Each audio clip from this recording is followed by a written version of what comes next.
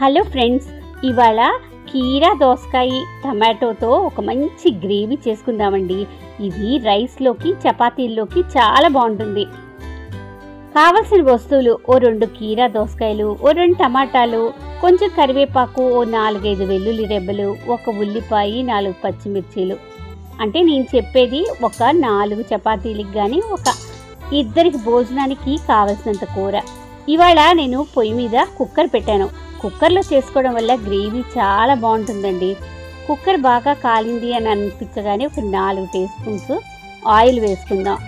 ఆయిల్లో చితకొట్టుకున్న వెల్లుల్లి రెబ్బలు వేసుకుందాం. ఫస్ట్ వేసుకున్నాక కట్ చేసి పెట్టుకున్న పచ్చిమిర్చీలు వేసుకుందాం. ఇవి వేగాయి అనిపించగానే మనం కొంచెం కరివేపాకు వేసుకుందాం. కరివేపాకు చిరుపట్లాడగానే వెంటనే ఉల్లిపాయలు ముక్కలు కోసుకున్నాం కదా, ఆ ఉల్లిపాయ ముక్కల్ని కూడా దాంట్లో వేసుకుందాం. కాస్త నూనెలో వాటిని బాగా కలపెట్టిన తర్వాత ఇప్పుడు మనం దాంట్లోకి కావలసినంత ఉప్పు, కారం, పసుపు కూడా వేసుకుని వేపుకుందామండి. ఈ లోపల మనం కీరా దోసకాయలకి చెక్కు తీసుకుని ఓ చిన్న ముక్క నోట్లో పెట్టుకుని టేస్ట్ చూడాలండి. కీరా దోసకాయల్లో కూడా ఒక్కొక్కసారి చేదు ఉంటుంది, మొత్తం కూరంతా పాడైపోతుంది.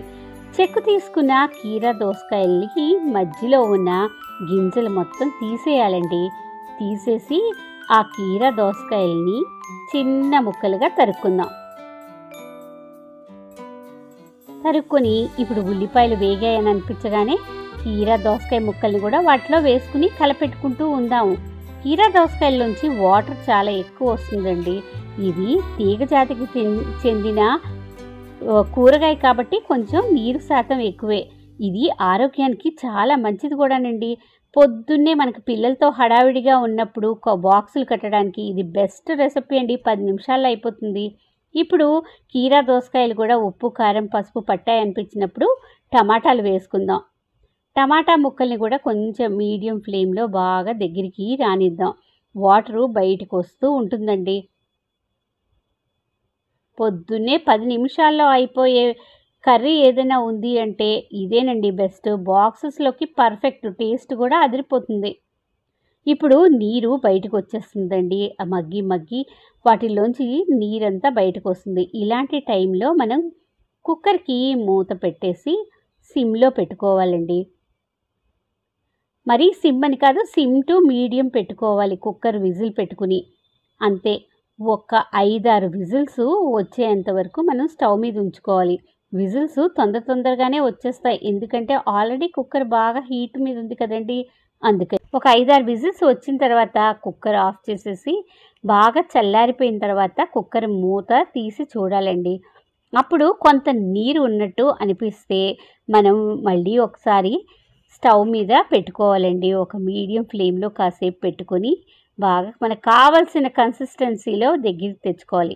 ఇప్పుడు ఫైనల్గా ఒకసారి మనం టేస్ట్ చెక్ చేసుకోవాలండి.